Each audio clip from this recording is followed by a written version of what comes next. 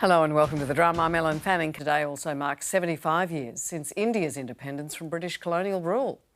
Celebrations commenced over the weekend in that country that will soon become the world's most populous nation.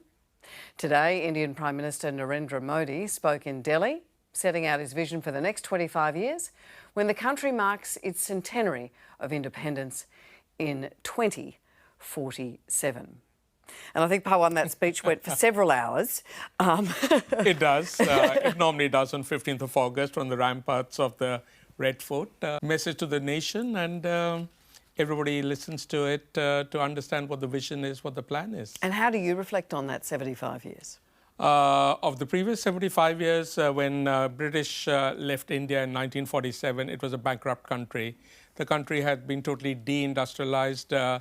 The per capita income of a normal Indian person was about $3. Now, 75 years down the track, India is one of the fastest growing economies in the world. The per capita income is 2,500. The literacy rate in India in 1947 was about 12%. Now it's 77.7%. India is a talent pool for the world.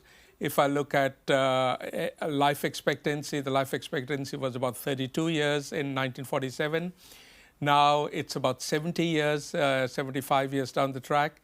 If I look at it from a global perspective, India was shuffling between being either towards the US or the USSR or Russia, and took the non-aligned way of being somewhere in between.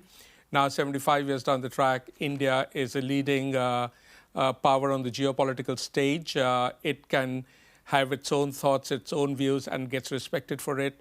Look at what's happening with the Quad in terms of Australia wanting to be friends with India in spite of its stand towards Russia and Ukraine.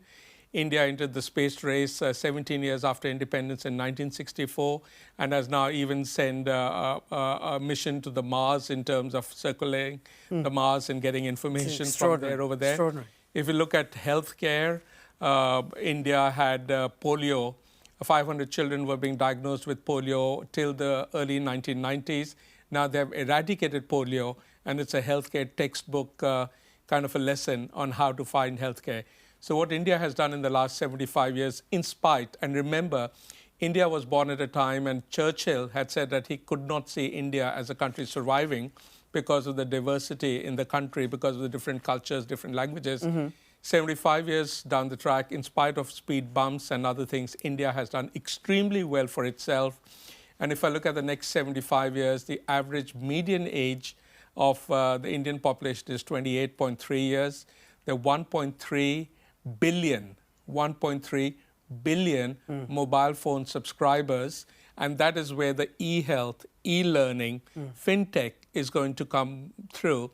And that's what's going to propel India forward in the next 25, 30, 50 years. So the story for India is absolutely positive, and I'm very confident of where India could be in the next 10, 15, 25 years. Oh, wonderful. Thank you so much. That was just fascinating.